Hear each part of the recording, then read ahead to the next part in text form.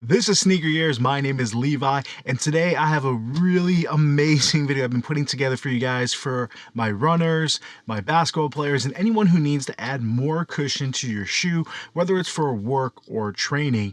And that is, what are the best factory insoles and shoes you may buy just to get the insole and use it in other shoes. Now, you may own some of these already. You may be comparing two different shoes, and this could probably sway your mind to maybe getting that one pair that has a better insole that can augment other pairs.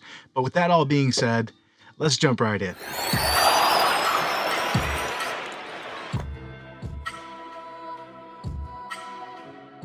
If this is your first time joining the channel, thank you so much. Please consider subscribing, give the video a thumbs up if it helps you, and just put some comments down below with any questions or comparisons you want to see. Starting off, insoles are not all the same, all right? Just because you have a shoe or you haven't looked in your shoe, pretty much all insoles come out. If you notice on, say, an insole like this, if you see those lines, those are all glue lines. If you don't take your insole out immediately, and let's say you never take them out, they can completely become permanent. But anyone who tells you, oh, it's a permanent insole, it's not true. I have over 500 pairs of shoes. I have every single pair, and you guys can, and every insole has come out. And there's only a couple caveats there. One, if the shoe has a drop-in midsole, obviously that's generally removable, but can be a little bit harder. Or two, if a shoe has an integrated insole, in which case a lot of those shoes, which I have a few and I'll show you one today, also have a regular insole. So with that being said, we're gonna go from the bottom to the top, and this is not necessarily in a specific or best order, but it is something I do want to go over, what to look for and what needs may complement what shoes you already have. All right, so some of the worst insoles you can get, and I want to add some context to that because there may be some benefits, are going to be your really thin nothing insole. This is actually from the Embiid one from Under Armour. You guys can take a look here. It offers almost no cushion and is very thin, but there is a positive to that.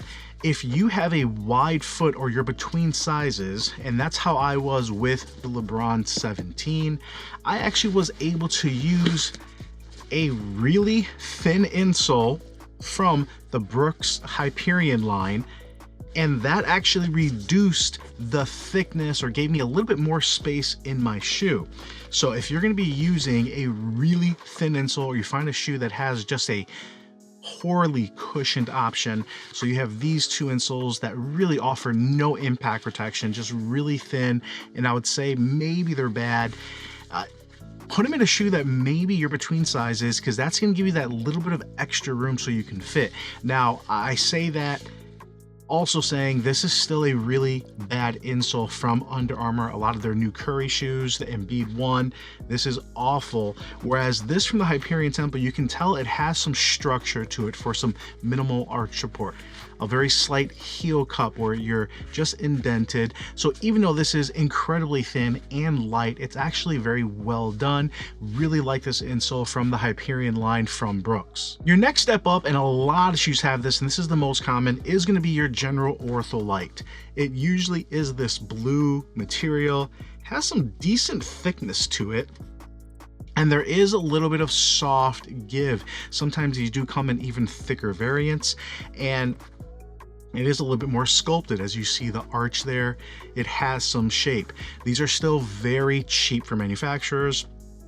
This, I would say, is the base or the standard, and when you have insoles that are less than this, it is kind of annoying. I do keep this around for some of the shoes that just offer a really hard setup, where this, even though it's minimal, can actually help. The next step up is more proprietary, where it's not necessarily a Ortholite, but it is something that is a little bit more of a foam. One of my favorite ones, and you can find this kind of insole, the Way of Wade has them. I believe some of the, I'll take a look here, the Anta shoes have them, and essentially it's more of a foam, which is really cool. You guys can kind of take a look here. This one specifically is from the Skechers Road Max 5. They had the same kind of insole in the 4, and this is something that is actually a bit more dense than what you have with Ortholite. Has a bit more shape and rigidity, giving you a little bit more support. And going back to my initial saying where not all shoes you can take out the insole, if you look at the shoe, it actually has a built-in cloth insole. This is meant to be used with or without the insole if you wanted to add a bit more cushion or get closer to the ground. So this is something to keep in mind. I love this pair specifically because you can get the Skechers Road Max, the 4 or 5, and use this insole in other shoes. Funny enough, I actually use this in my Brooks Hyperion Tempo because I do need just a little bit more cushion. So I've kind of soul swapped quite a bit of things where I put that insole in my Bronze 17, and I generally use this insole in my Hyperion Tempo. And I find the cushion on this to be more than sufficient without an insole, but your mileage may vary depending on your foot shape, your width, where this can help with the fit as well. But awesome insole to complement a really amazing shoe. I'm gonna have this on an upcoming video as far as my top 5, and hopefully you guys subscribe and can stay tuned to that. All right, the next shoe I don't have in hand because I've already given it away, because I got the shoe purely for the insole, and I'm actually taking it out of the shoe I'm using it in currently, and that is the Curry 8, which I love and is super well-rounded. The insole is one of the initial ones I talked to you about, super thin, kind of pathetic. But the insole we're talking about is this. This is actually from the Nike Glide Fly Ease, and if it looks like it's a bunch of craters there, this is a ZoomX insole. All right, guys, just to give you an idea, ZoomX is the super foam from your $200, $250, $275 hyper shoes for ultra marathon running. This insole, again, very thin, very dense. It's not as bouncy as you would think in this platform, but what's cool is when you add it to a shoe like this that actually has really good impact protection, but for a lot of folks, it's maybe just not quite enough. I notice when I'm playing these and doing full court, when I get to about 45 minutes or an hour, my knees actually do start hurting. This little sucker, and then go check out the Nike Glide Ease insole, makes a huge difference. Maybe this should be higher on the list. This is a ZoomX insole. If you guys know of other shoes that have the ZoomX insole or drop-in, let me know. This should be number 1. I apologize. Like I said, this is not necessarily in an order, but this is an awesome insole. You can add almost any shoe, and it is thin enough where, as you guys saw, I actually layer it underneath the Curry insole, and the fit is still perfect. You can add this to any number of your running shoes, dress shoes, or whatever else you have, and this is a fantastic one to have in your closet. All right, so that was technically 5 of our top 5. Number 4 is actually going to be Saucony. Saucony, in general, they use this in their Endorphin Shift. They use this in their Triumph 18. They've used this in their Convara line. And if you look under the insole, this insole is okay, right? Nothing too big. This reminds me of the Hyperion Tempo one. Thin, not too thin. It's what's underneath. This used to be white, and in the last, I would say 4 years possibly, they did turn this into this colorway, and look at that. It comes out. If you guys take a look at this here, it's almost see-through. This is actually a layer of their Power Foam Plus. Super floppy, doesn't look like it's gonna do much. I do actually put it above the ZoomX, and you can actually layer 2 of these under a shoe. It is amazing what this stupid little thing does. Now, I actually take these out of some of my older Triumph shoes because I've had the Triumph 15 and 17, now the 18, and the Triumph is such a high cushion shoe, I don't really think it needs this. On something like the Endorphin Shift, this is actually what sets it apart from some of their other high cushion shoes. And this little floppy insole can fit under any insole in any shoe, whether it's a dress shoe, running shoe, or your basketball shoes, and make a huge difference. I'll put links below. Get the cheapest one you can. If you can find Kinvara 10, I think they're on the 12 now, and you can get it for 50 bucks, it's worth it for this drop-in insole. I wish I can come out with my own version of something like this because it's so thin and so flexible. It is something that you should have in your closet, keep in your bag, and use it as needed if you need to add more cushion. All right, number 3, and this is, again, this is not an exact order, guys, so stay with me. This is going to be the crossover culture. I'll put a link below for specifically what shoe this is. Forgive me. This is one of their newer versions, higher cushion setup. So they do make this in a high top like this or a low top. But the insole on this is this thick, arch supportive, deep heel cup, really nice and impressive foam that actually has a huge amount of step and comfort. This is something I was using actually in conjunction with the Under Armour Spawn, which already has a decent foam setup, but this with it was just perfect. Now this is thick enough, this is not going to be able to work generally with something under it, but it's not too thick where it's like a midsole where you can't use it in a ton of your shoes. Now what impressed me most is I thought this shoe, which is my top 5 highest cushion basketball shoes you can get, was benefiting from having this step-in comfort. But even when you have a regular cheap insole in here, this foam is still really impressive.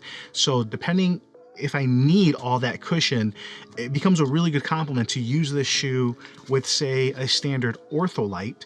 So now I'm a little bit closer to the court, I do feel a little bit quicker, or if I do want that impact protection, throw this back in there. Crossover culture, if you're just getting it for the insole, I think is actually worth it.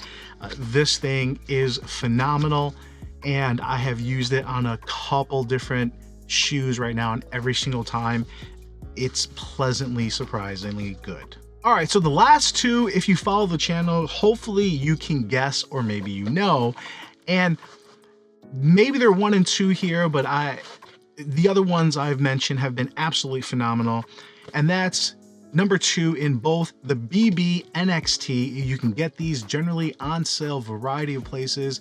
Comes with a React insole. Now the new GT Run also comes with React insole, but this is just a flat insole that fits in every shoe. And the new GT Run actually has a cutout here because it's a double stacked 4-foot zoom, and that cutout potentially is not quite as smooth in other shoes, but you can still use it. This is a React insole that is maybe a touch thicker than some other shoes. I have used this, let me grab it here, in actually my KD 14s to give me pretty much the exact same cushion setup that I'm getting in my GT Cuts, which the cushion is phenomenal on those, but the traction is not quite as good. Throw this with this, that's already full length Zoom Strobel, and now I'm getting a React Zoom Strobel with the cushion line carrier with that traction. Now, you don't always need that much cushion. I do want to be closer to the court sometimes. I do want to feel a bit faster, but if you need it, when you need it, when your knees and your back are acting up, if you're putting up 500 plus shots, you're doing sprints, that combo is amazing. But this is an insole you can use on almost any shoe. So if you have the BB NXT, this is something they have a lot of colors on sale, or if you're looking to get the GT Run, this React insole goes a long way on a lot of different shoes. And finally, if you guys have watched my PG5 video, if you've seen a couple other of my videos, I have 1, 2, 3, maybe 4 different pairs of these, and I've gotten it through the years. This is a harder one to get, but if you check out your outlets, Nike has released their new Flight Posits. And I do keep these in my PG1s, I keep them in my PG5s. I think I have a pair in some of my Kyrie's. It's your heel and 4-foot zoom, and you can literally see the cutouts there in an insole. Now, there are full-length Zoom insoles, and I have 2 pairs of those, but those are a lot more fragile. I had 3 pairs, 1 popped. Those Zoom units are a little bit more contained and protected. Also, this is way easier to find and get. I don't even know if I can put links to this. Maybe check out eBay, look at StockX. But this insole also is one of the thicker ones out there.